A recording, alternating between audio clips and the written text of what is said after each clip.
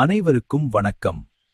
தமிழ் மாதங்களின் கடைசி மாதமான பங்குனி மாதத்தில் வரும் உத்திரம் நட்சத்திரம் சாதாரணமான நாள் அல்ல.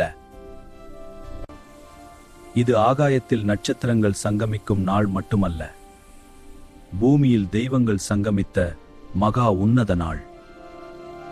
ஏன் இந்த நாளில் இத்தனை தெய்வங்களுக்கு திருமணம் நடந்தது? பங்குனி உத்திர விரதத்தின் ரகசியம் என்ன? வாருங்கள் விரிவாக பார்ப்போம். பங்குனி உத்திரத்தின் ரகசியம் இதுவே. ஆம், இது நமது திருக்கல்யாண மகிமை.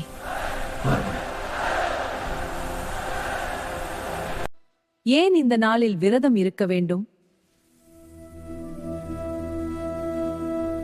இந்த நாளில் முருகனை வழிபட்டால் கிடைக்கும் பலன்கள் என்ன? இதனை பற்றிய முழு விவரங்களும் மற்றும் லிங்கும் வீடியோவிற்கு கீழே உள்ள டிஸ்கிரிப்ஷன் பாக்ஸில் கொடுத்திருக்கிறேன். மறக்காம செக் பண்ணி பாருங்க.